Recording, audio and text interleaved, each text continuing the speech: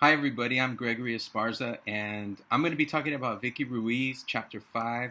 We always tell our children they are Americans, Méndez versus Westminster, and the California Road to Brown versus the Board of Education. Okay, so there's two parts that I'm going to discuss. First and foremost, overarching topic, and then some sub-themes, and then the second half will be about the Méndez and other legal cases. So to begin, the overarching topic I see is it's about Mexican American segregation, and the subtopics that come after that are Americanization, Mexican school movement, and then deficit models of teaching practices. Ruiz is going to provide for us some statistics about population growth. Americanization happens for a lot of different reasons to do with nativists and, I guess you could say white supremacist ideology, settler colonialism. But evidence provided by Ruiz is going to talk about population growth. From 1900 to 1930, you're going to see a huge boom where 1900, the Mexican population in the U.S. was around 3 to 5,000 people. But by 1930, it's going to be around 150,000 people. So that is huge. That is a huge growth factor. Because of that, Ruiz is also going to share with us some push-pull factors of why that growth happens. One of the obvious ones is the Mexican Revolution from 1910 to 1920. First and foremost, the violence of the revolution itself. But Ruiz also describes chaos in terms of economic chaos and political chaos. Of course, that kind of violence that leads to the revolution. All those things really give people reason to get away from the violence, and they come north. Those are push factors. The pull factor is going to be the fact that the U.S. has plenty of jobs, service type, low-end, low-pay type jobs that Mexicans that come north will be able to find. And those jobs are better than the conditions they are running away from. All right. So Americanization, right, is going to come from that Mexican population growth in part. So next is the Mexican schools themselves. There's nothing good that comes from them because first and foremost, they track students, which means that's vocational training. For boys and girls, you're going to see that they get low-end, low-skill type of training that is going to be in the service sector. Boys are going to do wood shop and things like that. Girls will get home economics, domestic sphere type of work. And they're going to be treated as inferior, unintelligent, dirty, carriers of disease. So you're going to see a lot of stereotype and a lot of hateful things come from the Mexican schools because of how the leaders of the school boards and the teachers feel about Mexican students.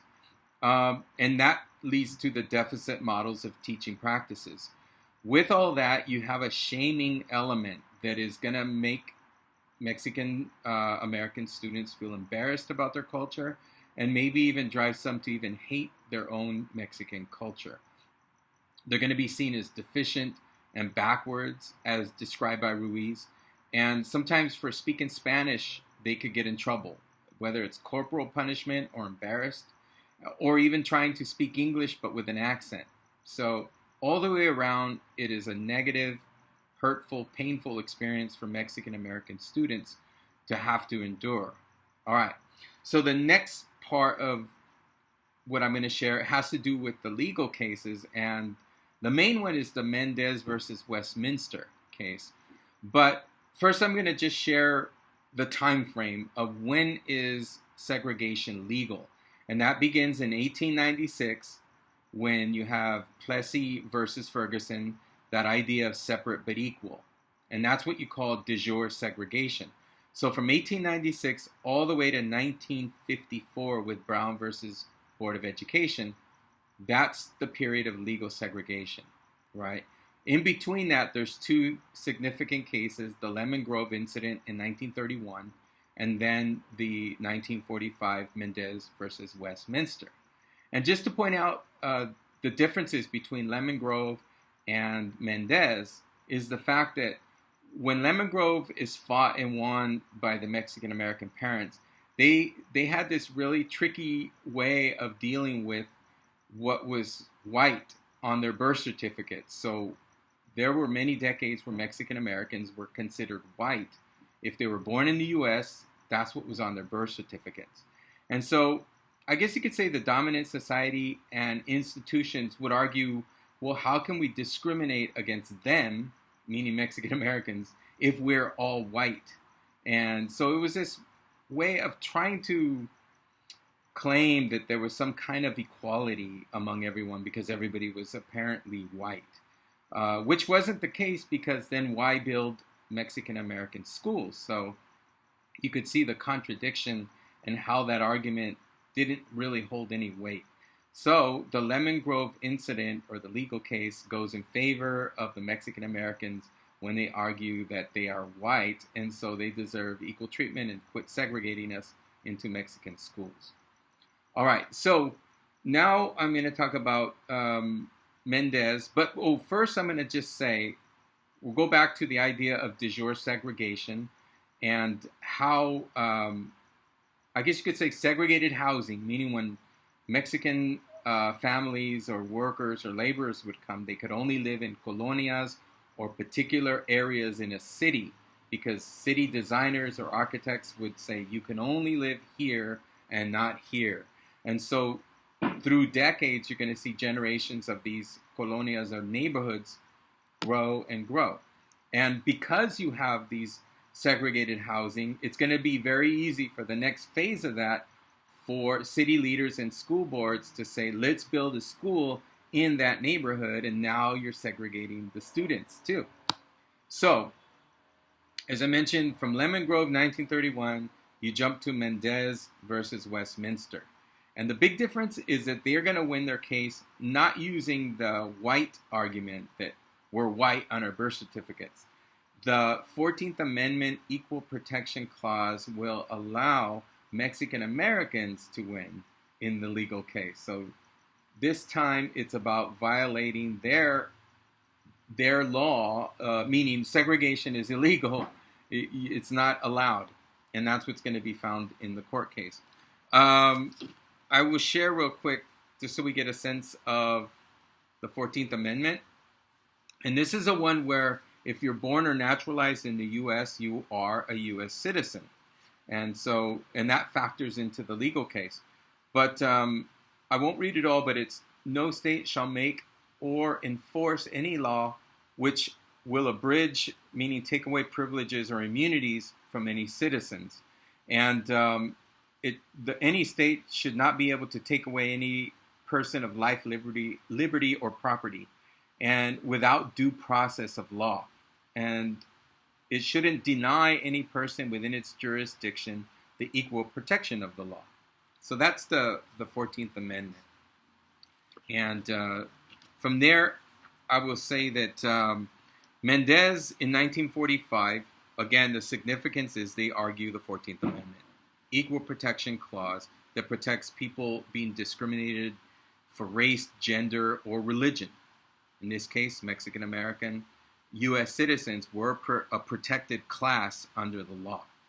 And so there's 4 significant details to the Méndez case that will help the Brown versus Board of Education in 1954 end legal de jure segregation. And those are going to be that there is a legal strategy that's going to shift from, I guess, constitutional law, that in Méndez they're going to use social science arguments and educational research. Because they did that, in Brown versus Board of Education, the NAACP will use that same strategy. So that's number 1 of significance. Number 2, in the Méndez case, the judge McCormick is going to rely on those arguments. So he will make his ruling and decision based on the social science and educational research arguments. So that's number 2. Number 3 is, again, the case is going to find that segregation against Mexican Americans is a violation of the law because, once more, Mexican Americans are protected as a class under the Equal Protection Clause of the 14th Amendment. So number 4 on what is significant with Méndez is after the 1945 ruling, there's going to be an appeal that the school boards will try and fight that decision. But in 1947, that repeal is going to get pushed back and rejected. And at that point, the California legislature is going to write the Anderson Bill. And what that will effectively do is end all the school codes that mandate segregation. And so there you have it in 1947, the important details about Méndez. And you see 1954 lead to the end of legal segregation and then the beginning of de facto segregation, because that's our reality now, is that from decades of segregated housing, now that segregation is no longer legal, just by fact that for most of us, we live in Mexican American or Latin neighborhoods, that becomes our reality now that we are, I guess, navigating. Anyways, I hope all that helps with regards to Vicki Ruiz, Chapter 5. Thank you, or bye.